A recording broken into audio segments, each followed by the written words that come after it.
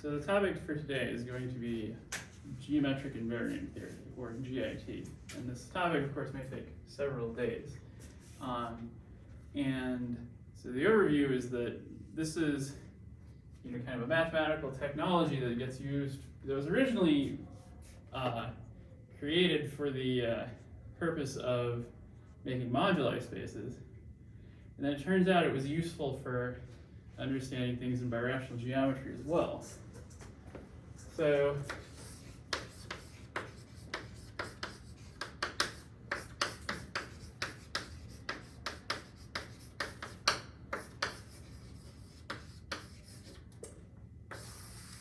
now, the idea here is that you have some algebraic variety, and we might even say it's an affine variety. So let's just start with an algebraic variety.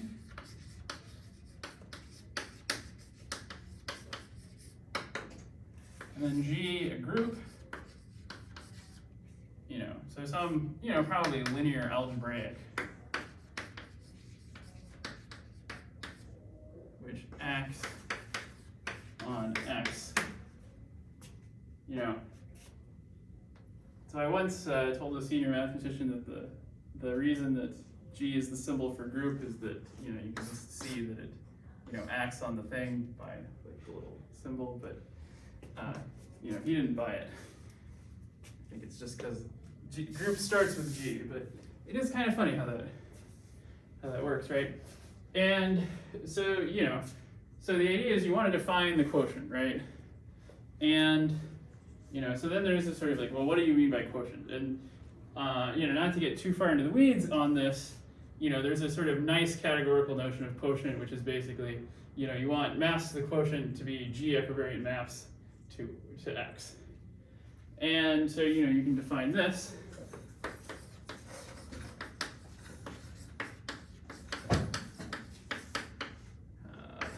X mod G.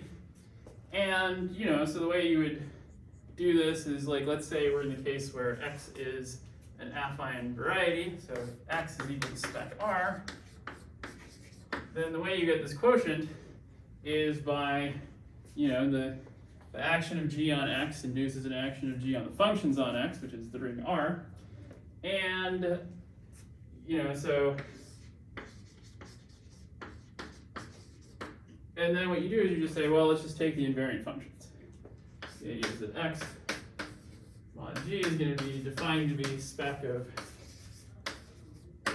the invariant functions. So putting the G up here just stands for the G invariant functions. Okay, and this is all well and good, and you can solve a lot of invariant theory problems this way. And of course there are, there's a big story here which I'm trying to condense into like a few short lectures. But one of the big important results here, kind of, I think they call it, I forget if they call this the fundamental theorem of invariant theory, or if this is a different one, but is that Hilbert proved that if G is reductive, so if G is reductive, so you can think of this as being like a like a semi-simple group or a torus or something. I'll tell you an example of a non-reductive group in a little bit. So if G is reductive, then R finitely generated implies that the invariants are finitely generated. Okay, and this was a big deal. And in fact, to prove this, Hilbert proved what we now know as the Hilbert basis theorem, which says that if you have a ring, then a polynomial ring over that ring is Noetherian. And so the point here is that you can express these invariants. The fact that G is reductive means you can decompose R into pieces, and then you can write this part as like a quotient of R, or of R maybe adjoining some variables or something. And that itself has kind of an interesting history because one of the foremost algebraists at the time, Gordon, remarked when he saw Hilbert's proof, which was quite non-constructive, that it wasn't mathematics, it was theology. But he later turned, I think a couple of decades later, he says, well, even theology has its uses. So, this was one of these proofs that when it came out, it was sort of controversial because it, didn't give quite what people wanted. I mean, what they really wanted was a description of the generators here, and what Hilbert gave them was just, an abstract proof that it was finitely generated. Okay, so, that's kind of the, I don't want to say ancient history of this problem, but the idea is that classical things are things that, were proved before your PhD, so like all of this is classical, but, when Mumford was developing this theory, this was the classical theory. Okay, as a bit of an aside, so you may say, okay, what's this reductive assumption have to do with anything? What if G is not reductive? Well, that was Hilbert's 14th problem, was to extend this theorem to the non-reductive case. So, a non-reductive example.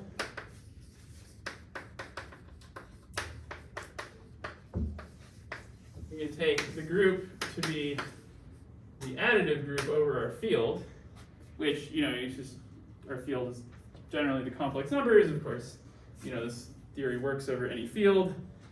And, this is not reductive. And, the way you write representations of this is a unipotent group. And so you just write 1A, 0, 1. And this gives an embedding of, if I send A to this sends my additive group to GL2. So you can see this is a linear algebraic group, but it's not reductive.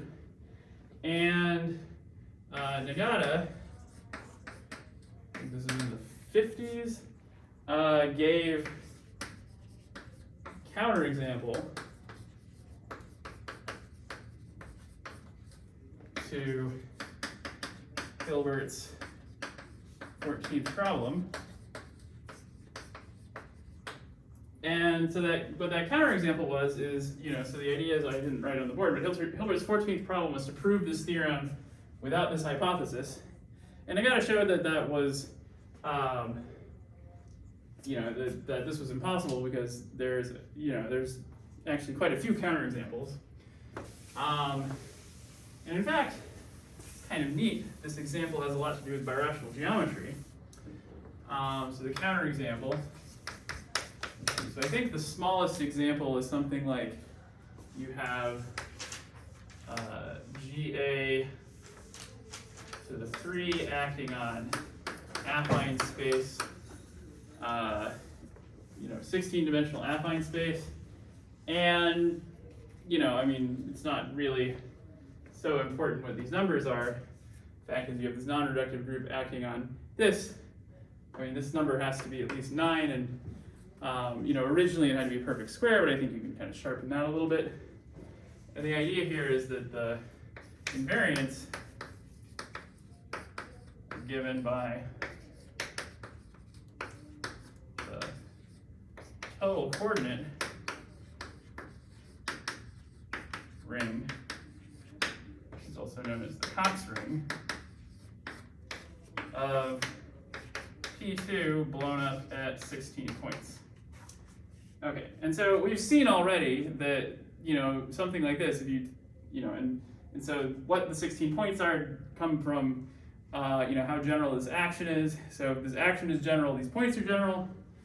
And, I'm not going to define this today because that's going to be a topic for future lecture, but in particular, this thing is never finitely generated if, this thing being finitely generated implies the cone of curves is. And we know that in this picture you have infinitely many -1 curves. We've seen what happens if you have even 9 points. And so, the P2 comes from the fact that you have 3 copies of GA here, and the 16 comes from the, it's the 16 points, 16 directions here. Yeah, so this is definitely, if you're interested in this is definitely a paper that's worth looking up. Okay, so that's kind of background. So more background is that, Mumford, I guess this was probably in the 60s when, so Deligne and Mumford proved that the moduli space of curves is irreducible.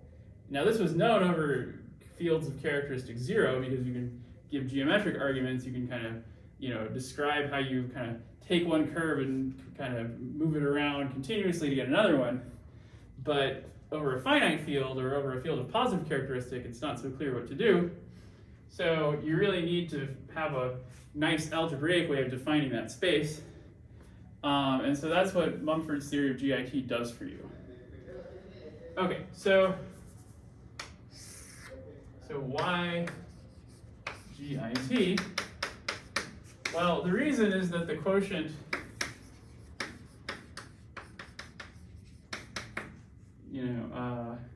x mod g might be bad. Okay, so this is, what do we mean bad? Well, it might be like that it's not big enough. And the reason it's not big enough is because we don't have enough invariance. So why? Because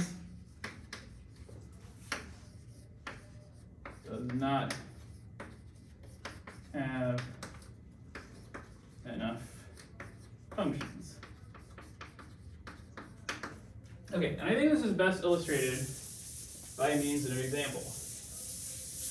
I mean, it's actually by means of the example.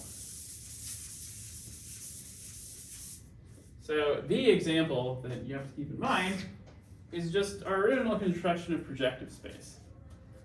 So when we constructed projective space, so we want, if I take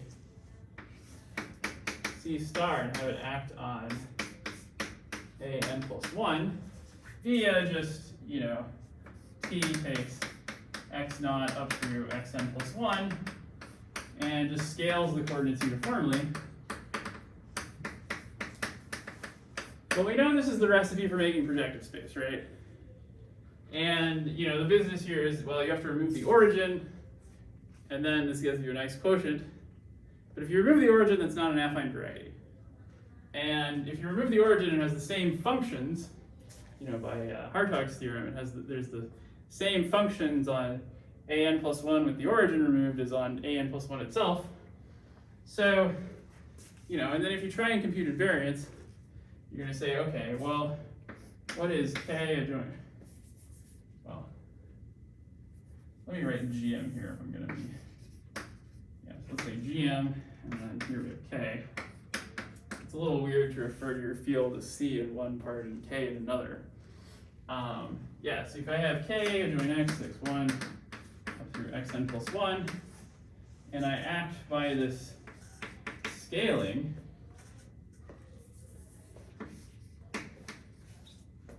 well, what happens? Well, you can just see that, what are the invariant things? Well, anything that has a term of positive degree is not going to be invariant because it's getting multiplied by t to the degree. So this is just equal to k. Yeah, I mean, it's really just the k sitting inside here. So it's just the constants. And, this seems like it's not great. Because this is saying that if I take this quotient, then I just get a point. Now in kind of the wider context, this makes sense because, what are you supposed to get? You're supposed to get projective space. And there's no global functions on projective space except the constant. So this is what this is reflecting. But the problem is, this doesn't tell us how to build projective space. So we like to actually produce projective space by, taking a quotient like this one, and by, computing some variance and, building our variety that way. And so the idea behind geometric invariant theory is that you extend the action of the group from just functions to sections of some line bundle. And so there's two things to pick. One of them is the line bundle, which, in this case, it's just trivial. And in general, picking the line bundle, they'll kind of be one given to you a lot of the time. But you also have to pick how the group acts on the line bundle. Okay, so this is the idea. So instead of taking invariant functions, take invariant sections of a line bundle. Okay. And I'll just add here, this requires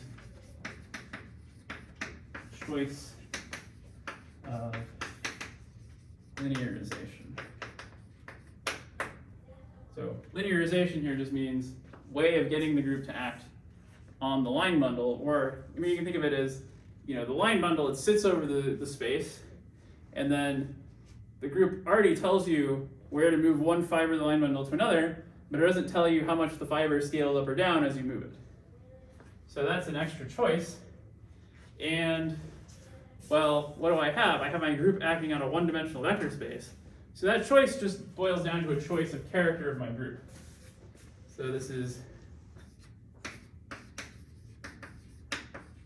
choice of character, i.e. a one-dimensional representation of G. Well, if G is just the multiplicative group of character, it's just given to you by an integer. Okay, so let's see how this works in the case of projectives of this quotient here. And let's just take the case n equals 1 for now, just to keep things super simple.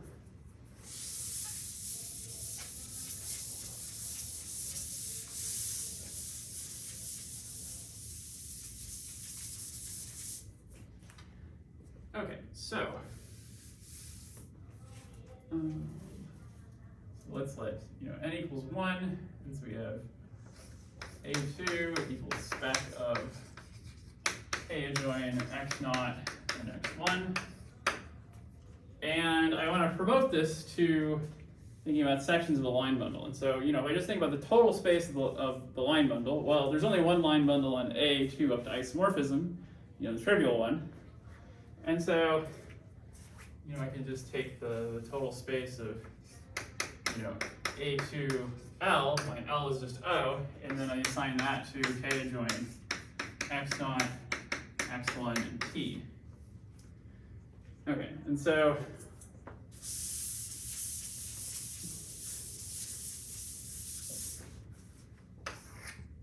the schematic is, originally I have, my scaling does this, is that if I scale by some t, which is like, you imagine it's scaling things up, it kind of radiates things outward, and if I made t small, a close to 0, it would radiate things inward. Okay, and so now what we're going to do is, we're going to do the same thing, but we've imposed a third direction, which is just corresponding to some line bundle on here. Okay, and then the question then becomes, well, as I radiate outward, do I move closer to this 0 section or away from it? Or as I radiate inward, likewise the same thing. Okay, and so then we have a choice, and maybe I shouldn't use t here. So let's use s, because I want to use t for representing an element of my group. And so, what does t do? Well, t sends x naught, x1, s to, x naught and x1 scale up by 1. And then the choice for what you have to do with s to get everything to be consistent is I have to scale it by some power of t. And of course, things have to be algebraic, so it's not allowed to be like a fractional power. It has to be an integer. So I just say t to the k s. Okay, and so then the behavior of what happens here really hinges on whether k is positive or negative or 0. So 0 is kind of, the point where, we call this like wall crossing, where there's a wall at 0 that you cross, and that delineates the difference between the two kinds of behavior you get. Okay, so, all right, so what are the invariants? Well, if k is greater than 0, the invariants are just k again. Right, this is not super helpful. So k equals 0, kind of the edge case. Well, the invariance, you get to keep S. So here, so what's the difference here? Well, so eventually we want to interpret this as being the coordinate ring of something embedded in projective space. So here, this is like, we get like the empty set, because the idea is that if you take proj of this ring as a graded ring with just this in degree 0 and everything else gone, then you get nothing. This is corresponding to the empty set. This is corresponding to a point. And then if you take k positive, then the invariance, sorry, k should be negative here. Then the invariants are going to be, we have k adjoined, and then I'm going to have S, and then I'm going to have all of the minus k powers all the minus k degree terms in all the x's. So yeah, let's just make this negative so that it's, oh gosh, using k here is kind of bad. Let's use in big N. Or let's use M. There we go. Okay. Okay, so now I just flop the sign. Okay, so. Okay, so now, I haven't really changed anything. I just made this negative instead of positive because, well, it's, it's sort of wonky to write down terms of negative degree. For terms of positive degree with a minus sign in them, so, we get stuff when this m is positive. So what do we get? We get ks times x naught to the m, s times x naught to the m minus 1 x, 1 all the way down to x, 1 to the m. Okay, and then if you do this, well, if you take proj of this ring as a graded ring, then you get the thing that you want. Okay, so then it's, it's kind of, that kind of seems a bit circular because, this idea of GIT is it's kind of itself hidden in the proj construction anyway. And so the idea being that, if you want to think about local invariance, it's going to be just things of total degree 0, right? Which is exactly what's showing up in the proj construction. When you take proj, the local charts are defined by the elements of total degree 0. So it really just comes out of this idea of looking at group actions in this way, and then kind of tweaking the group action a little bit so that you can get more functions, at least maybe locally, by thinking about line bundles instead of just functions. Okay, so any questions so far? Okay, great. So let's talk about what the picture is. Okay, so if you make this thing bigger, so this is the three-dimensional picture where I'm looking at the total space of this line bundle. And you can, and then let's say this is the fiber over 0. And the idea is, let's just see what the different linearizations do to the orbits. Okay, so if I have, so if you just have like some point out here, and let's look at the orbit when m is negative, so that I have a positive coefficient here, then x naught, x1, and s, they're all getting scaled in the same direction. So that means the orbits look like this. And you see we run into some trouble because these orbits are colliding at 0. So this was exactly the whole problem taking the quotient in the first place, is that if you take the orbits of this group, because the group itself is not compact, a compact algebraic group that's, one parameter is not going to be, it's not going to be linear. It's going to be like some sort of complex torus. So if you take like an algebraic torus, as it's not compact, you don't expect the orbits to be compact either. So if you take the closure of this orbit, it has this bad point in here, this point that's like not very well behaved. Okay, so this is m less than 0. You could also just have m equal to 0, in which case your orbit kind of, it kind of sits sort of flatly in here.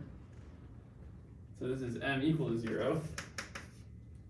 And then if m is positive, then you do the same kind of thing. And as you approach infinity, let's see, m equals 0 here. So if you scale t up and approach infinity, then this guy is getting small. But there's no infinity out here, so you don't run into any trouble. And as you scale x0 and x1 to 0, then you never hit this line here. You never run into trouble because this guy right here is scaling where you are in the section too much. So here you get a nice, well-behaved orbit that doesn't hit this this bad point at the origin. So these three cases, we call these unstable, semi-stable, and stable, or sometimes you call this strictly stable. It's kind of clunky terminology sometimes. But if someone says stable, they generally mean, strictly, semi-stable plus bigger. So semi-stable includes both of these, and stable is just this one. So this is unstable, semi-stable, and stable. Okay, and so then what this does for you is it allows you to think of your points as the orbits, and you don't run into trouble because, the problem from before was that, you want to distinguish orbits using functions, and if the orbits, when you close them, they intersect, you can't do that. So by making this change, now all of a sudden you can decide which orbit you want as you move around. Okay. So far, so good? Okay, so now I want to bring this back to the ATIA flop. So we can express the ATIA flop using this technology.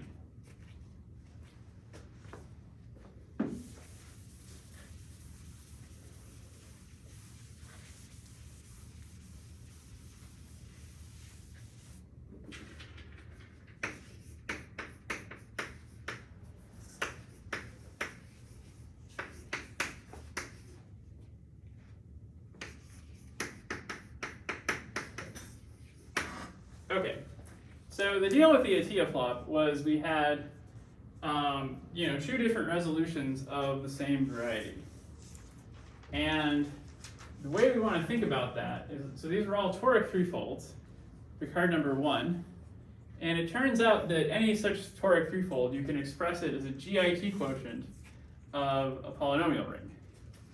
So the idea is we're going to say, okay, I'm going to take a ring K of alpha, beta, gamma, delta, and then this is going to be the coordinate ring of some A4, and then I'm going to act on this by C star. Okay, and then, GM. Someday I'll be consistent with my notation.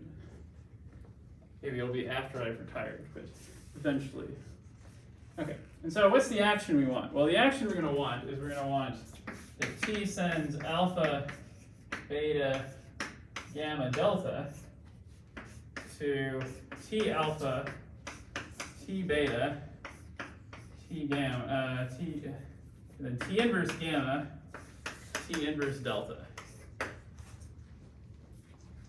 Okay, so you have two variables that you're scaling up and then two variables that you're scaling down. So this is nice because if you just take the normal, the standard categorical quotient, without doing any of this fancy GIT stuff, then you get some sort of, you get a quotient that's nicer than what happened with projected space because you at least get multiple points. So let's see what we get. The invariance I have K adjoin alpha, beta, gamma, delta, and I want the fixed elements. Well, all I have to do is I just pair these off. I say, well, I pair a positive with a negative, and I get alpha gamma, beta gamma, alpha delta, and beta delta.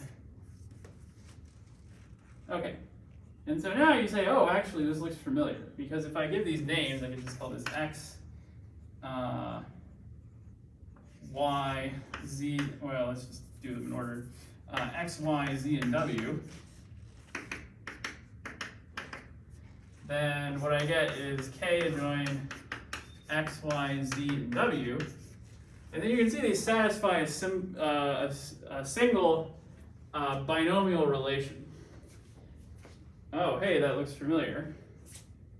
And so what we get is we get XW minus ZY, which, before I had it XY minus ZW, but it's, the same up to relabeling. And so this is the singular quadrant cone we were looking at before. So here in this edge case, you get so this is going to be the semi-stable, like what you get out of the semi-stable case, because if you attach a line bundle to this and then just like linearize it in the trivial way, then what happens is you just get the same quotient as before. You just get the regular invariance.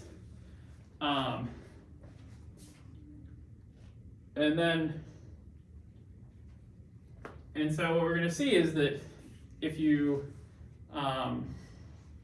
use the GIT machinery on this by throwing in, you set up a line bundle over this, and then you have two different choices of linearization, what you'll get is that there'll be a transition from one side of the TF-flop to the other with the contracted variety in the middle.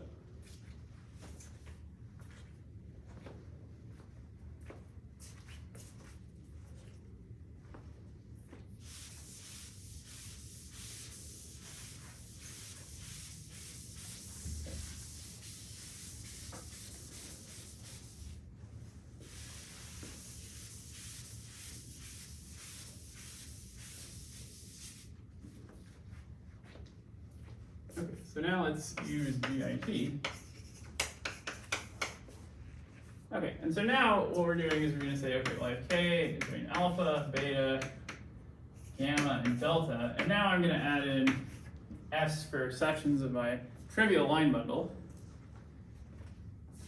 And now I don't have to worry about getting this, like an inconvenient choice of sign for the scaling on S, because there's a symmetry to this problem.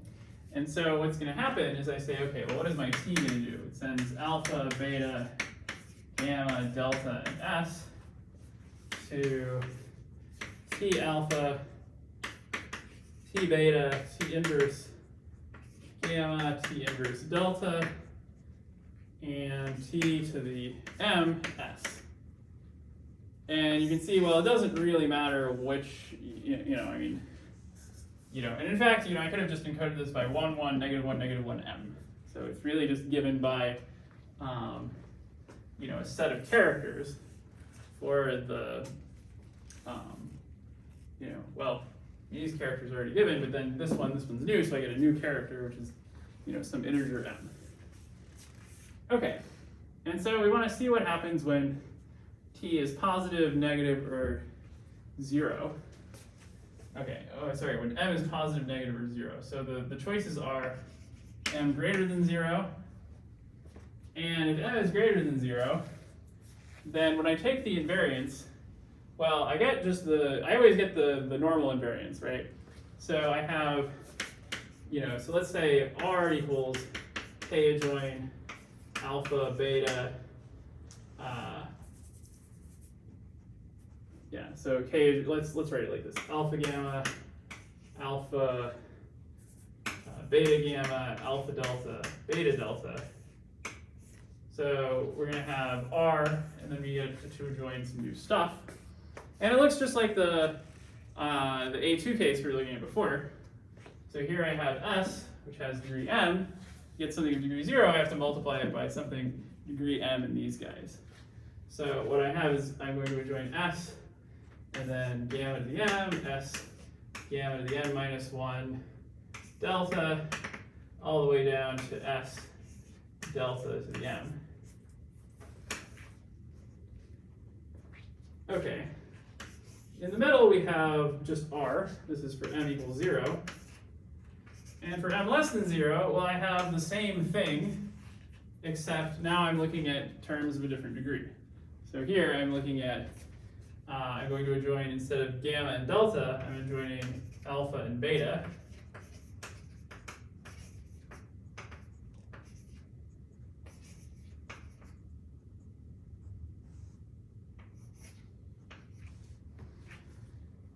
Okay, and you get this lovely picture here. Okay, and so how do you get the Atiyah flop back from this? Well, you'll notice that these are graded rings.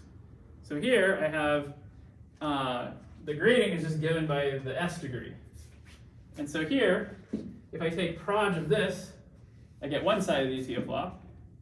And if I take proj of that one, I get the other side of the Atiyah flop. And sitting in the middle is this r right here. Just in the middle is RS? oh yeah, I guess you should. Yes, it should be RS. Thank you. Yeah, because then when you take proj, you should just get spec of r back. Yes.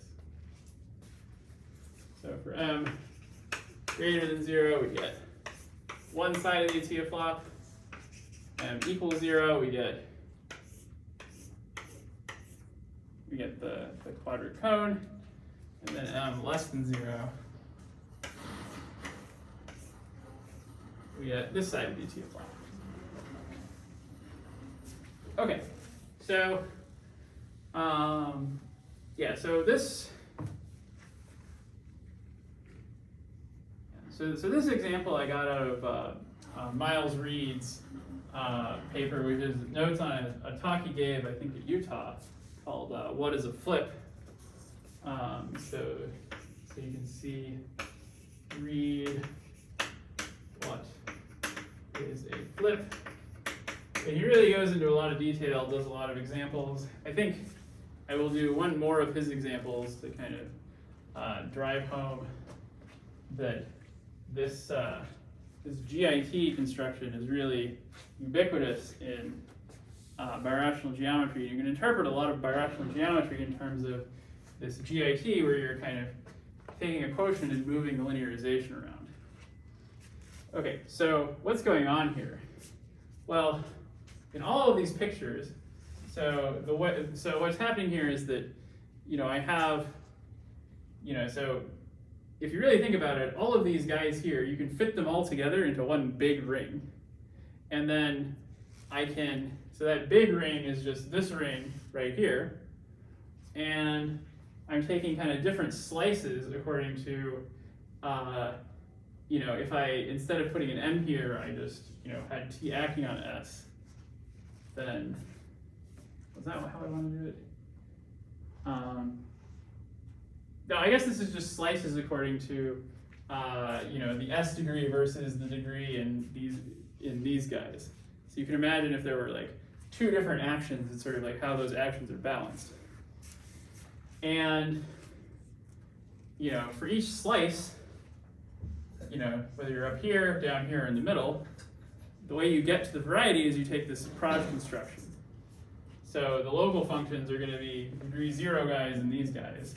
So that's saying that in this one you have that gamma and delta, can separate points out. And so gamma and delta are going to be parameters along this P1, whereas alpha and beta are going to be parameters along this P1, but they can't all simultaneously be parameters because they're getting scaled in different directions by the group action.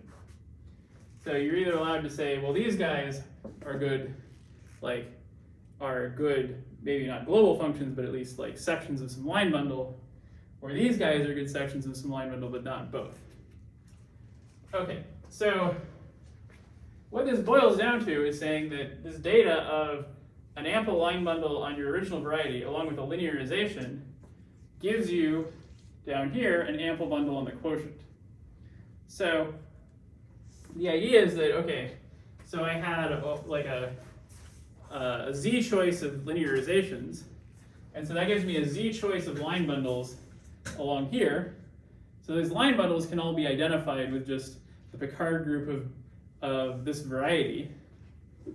Each of these varieties, they all have the Picard group Z, and then that Picard group, how is it reflected? Well, the idea is like if you take a line bundle on any of these, I can pull it back to here, and then I have so one thing that I'm kind of papering over here that I plan to talk about next time is that when you take these quotients, you have to remove some stuff. That's like what the proj is kind of doing for you. But what's happening here is that like I have my line bundle here, which is the pullback of the line bundle there, and then the extra bit of data I have to tell apart which line bundle I have is exactly the linearization I imposed here. So what this is saying is that I can view a line bundle that's varying on these birational models as a line bundle that's constant on this, like, sometimes they call it like a master space, on this big space that's sort of covering all of them, plus the data of a linearization. And that linearization is something that it sort of makes more sense to be something that you kind of vary back and forth. Okay, so the last thing I want to say about that before I close, I think I'm finishing a little bit early today, but that's okay, because I don't think I really have time to do the next example, is to say that in the toric picture, giving a linearization is very easy, because if you're in the situation where you're quotienting by some algebraic torus, then the data of a linearization is just a bunch of integers. It's just a character of your torus, which is an integer for every dimension of that torus. And so what does that correspond to? Well, here's kind of the schematic picture, is that I have my, you can imagine I have a four-dimensional simplicial cone. It's sort of hard to draw, but let's see, how do we draw such a thing? Well, you would have the cone over a tetrahedron, right? Okay, and so then if I take the cone over that, which is a little hard to visualize, and then that's our picture of this ring here, because you have, like a, I guess I want this one, right? So without the S, then the cone is just, it's just the cone over, a three-dimensional simplex, so it's just like a four-dimensional cone. And then what GIT is doing for you is it's saying, okay, the action of my torus, it's going to the idea is that it's scaling each of these coordinates equally. I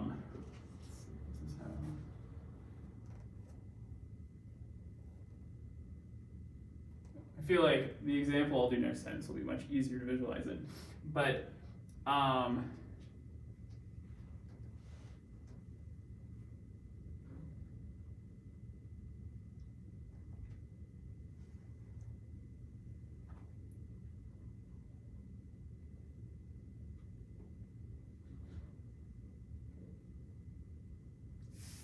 yeah, let's see. So the punchline here is supposed to be that, like in the toric picture.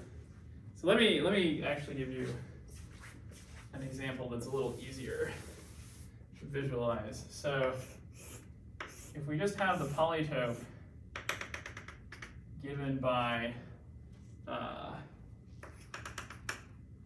just the simplex. So we're just in dimension in dimension 3. So this corresponds to P3. And then, you can imagine acting on P3 various ways with a torus. And then to take invariance of that action requires the slicing this polytope. So the idea is the direction you're slicing in depends on how the group acts. And then The linearization gives you the data of like which you know, you could sort of slice down the middle like this, but then you could move the slice in or out based on the linearization. So the direction, you know, so we can just say the normal vector to slice. So this corresponds to just the group action. But then that doesn't tell us which slice you take. And which slice you take is important because, you know, let's see if we draw this the right way.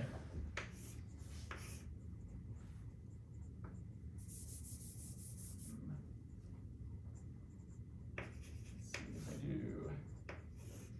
Yeah, so you imagine that I have, yeah, there we go, something like this.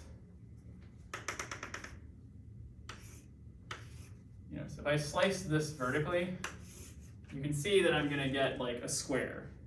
And then as I move the slice back and forth, that square deforms into a rectangle that either pinches off this way or that way. And so what this corresponds to is that if I take P3 with the action K adjoin X, Y, Z, W with the same action I had over there, where I have T, T, T inverse, and T inverse, then if you take this quotient, for one linearization, you're going to get P1 cross P1, just by saying, well, I have XZ equals YW. And then, as I vary the linearization, I'm eventually going to get everything collapsed to one of the P1s, or collapsed to the other P1. So the normal action of the slice gives you the group action, and the position of the slice. So this corresponds to the linearization.